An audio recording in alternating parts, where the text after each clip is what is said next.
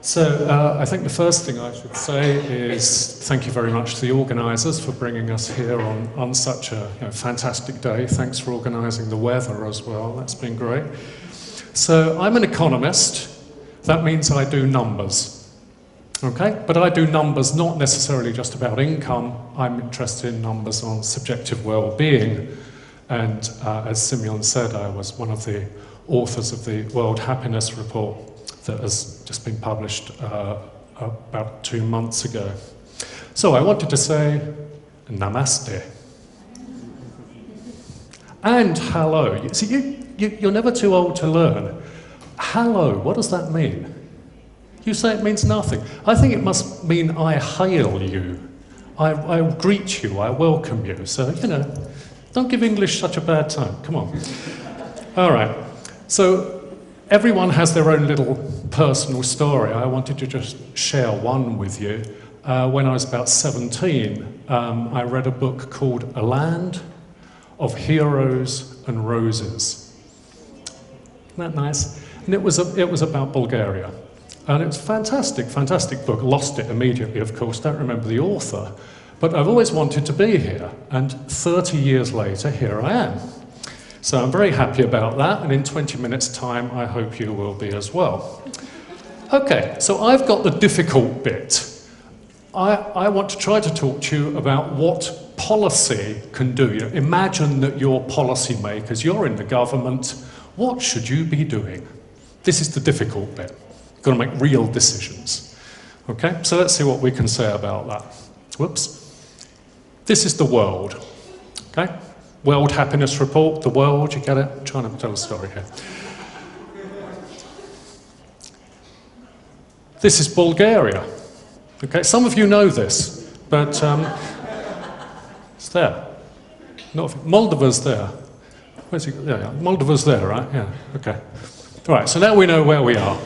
The world, Bulgaria. How do the two relate to each other in terms of well-being? Well, let me just show you the question we're going to use to measure this. There are lots of ways of measuring happiness. You can, for example, say to people, are you happy? Are you satisfied with your life? You can do all kinds of indices. Here's a really simple one that is included in the Gallup World Poll that some of you know about. It's the Cantrell self-anchoring scale developed by Hadley Cantrell, often called the ladder question because it's couched in terms of a ladder with a number of different rungs. Which rung are you on, where the top is the best possible life and the bottom is the worst possible life? Okay, so here we go. These are the numbers that come out using the Cantrell ladder for all countries in the world that the Gallup World Poll, that's the GWP, interview in. It interviews, it's a fantastic enterprise, it interviews in almost every country in the world, bar very, very few where there are conflict issues. So here we are. Oh, you're right, the colours don't come out at all, do they? Doesn't matter. So these are the top 52 countries in the world. Denmark, number 1. Way to go, Christian. The UK is a top 20 country. I can very rarely say this, but the UK is doing well. We're in the top. So it's the Nordics and the Anglophones at the top. I apologise if you've seen these kind of scales, but this is interesting to look at. This is the Cantrell ladder here. Remember, 1 is the worst and 10 is the best here. Okay, top 52 countries, right, in the world. Here are the next 52 countries in the world. So I was looking at this, I prepared this a few days ago. I was looking at this and thinking, where did they put Bulgaria anyway? They can't have interviewed Bulgaria, it's not there. It is there. It's in the last slide, the last 50 countries. So out of 157 countries, Bulgaria is indeed 149th. So the good news is you're not last, okay? Yeah. So if I've got any Togolese people in the audience, I think you should, just show them some love. Because, you're doing well. You're not on the bottom. Okay, now, seriously.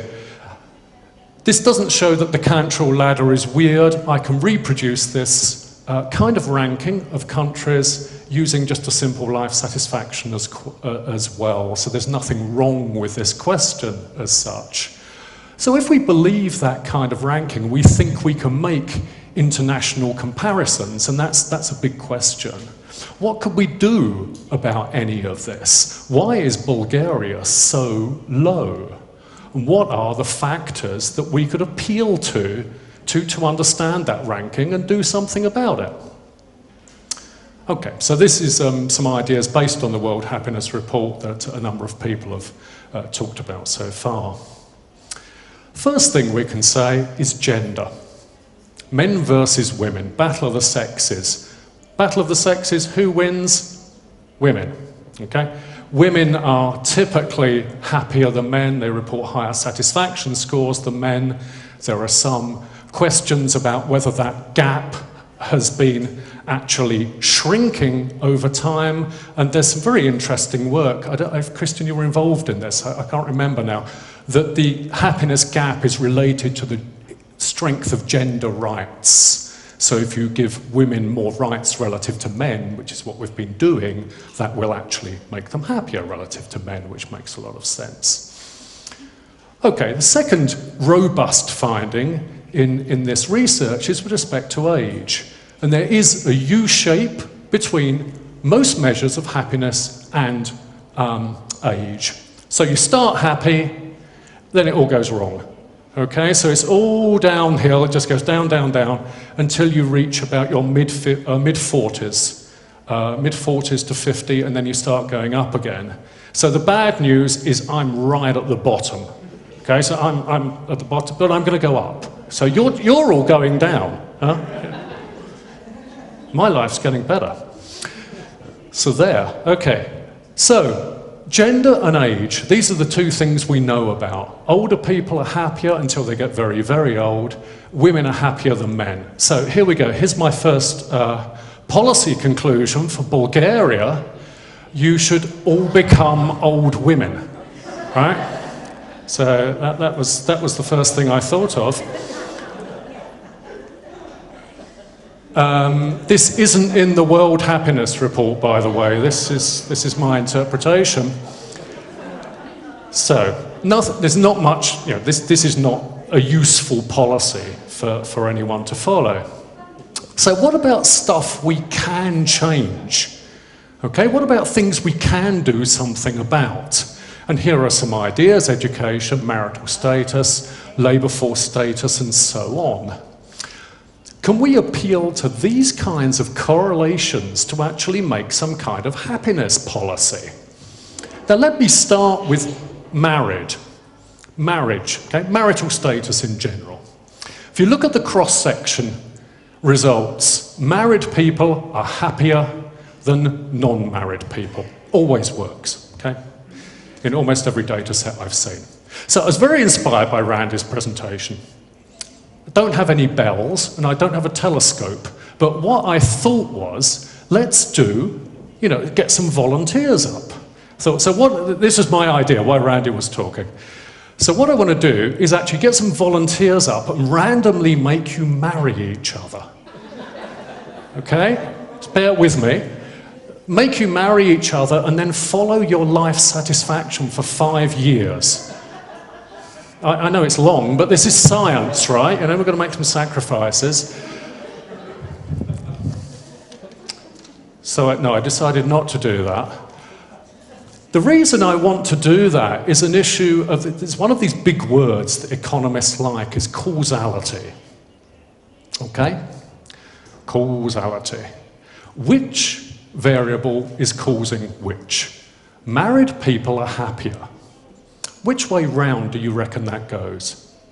Marriage causes happiness, or happy people are more likely to get married?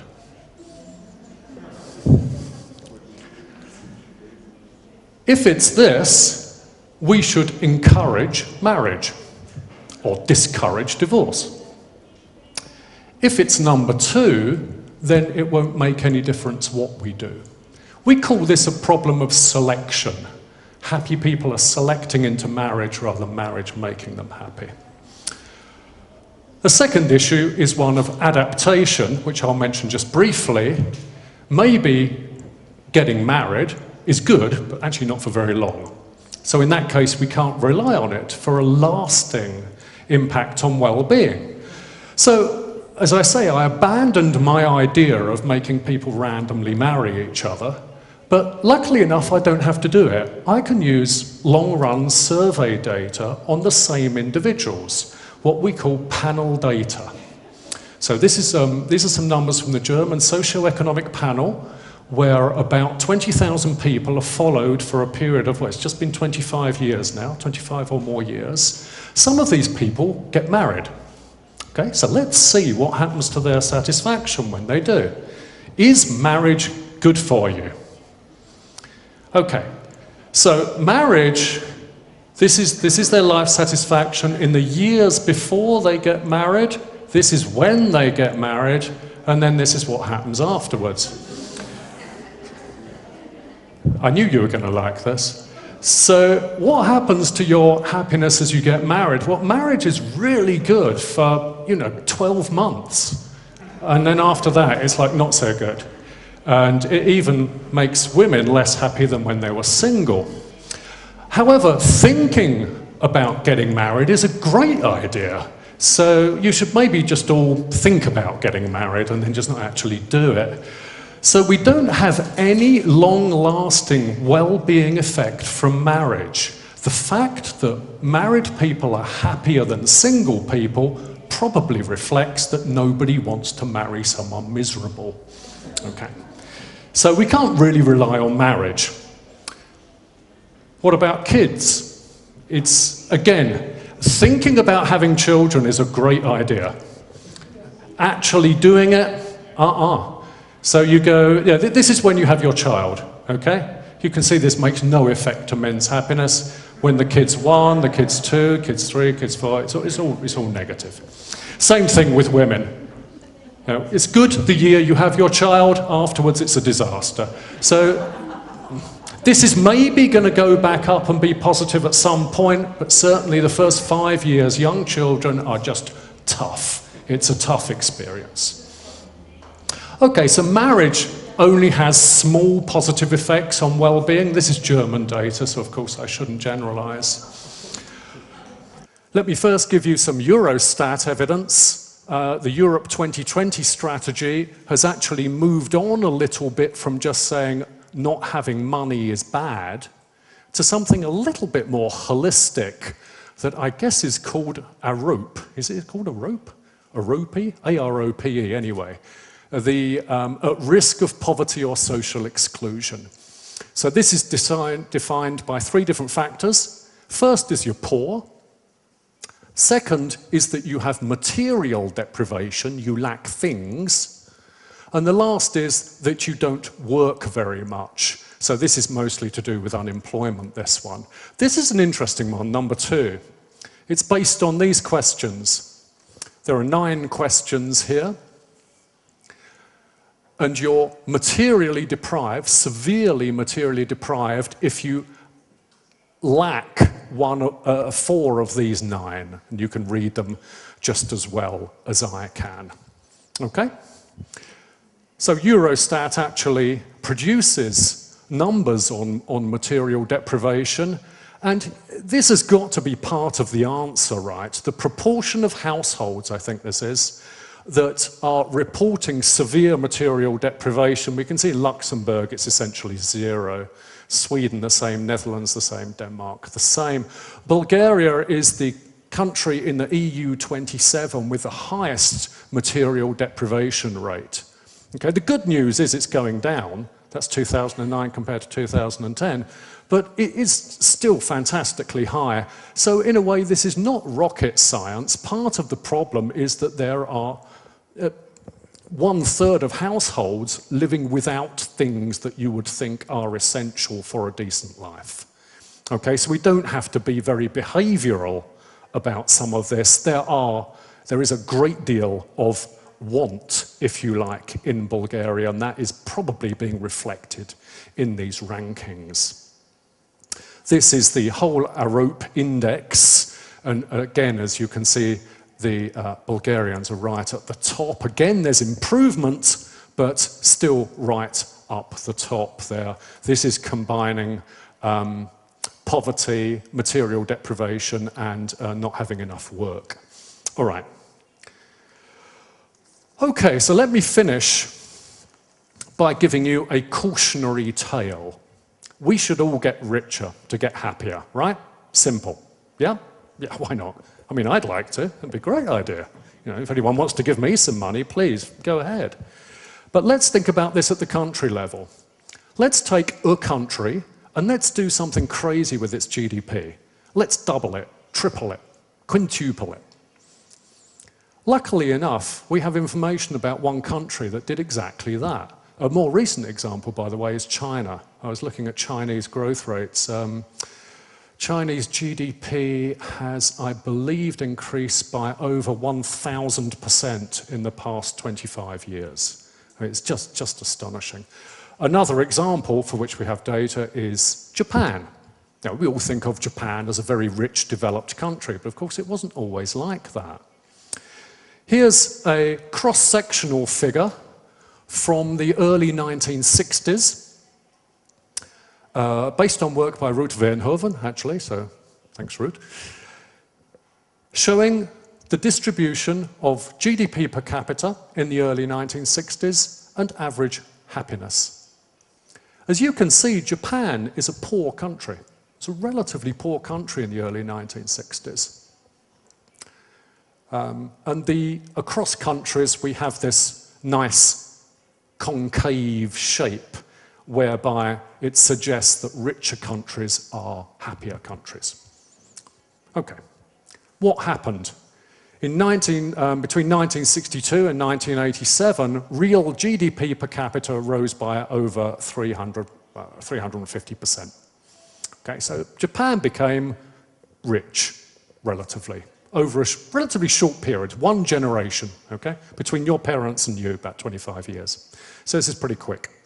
The question we want to ask is, what happened to Japan? Did it follow the tram lines and go up towards the USA? That's what this would suggest, right? You get richer, you get happier. Let's see what happened. Not a great deal.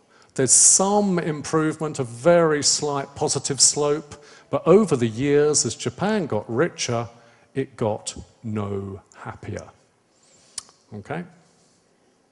Are the Japanese strange? Well, in many ways, the Japanese are kind of weird. But Americans are the same, right? American GDP between 1973 and 2003, and this is a version of what Vanessa showed us earlier, American GDP rather, almost doubled over that period. Average happiness is flat. So something might be going wrong with just having more money. It might not be enough to make us happy. I guess I'm almost done, actually. I did have a really good line to finish with, and I wonder if I can find it. The challenge, in a way, the challenge is not only to get richer. I think we all know how to do that. With technology and so on, there is no real issue in terms of doubling GDP over a 20-year period. All you need is, what, 3% growth a year. It's really not very much. Okay, so we know how to do that.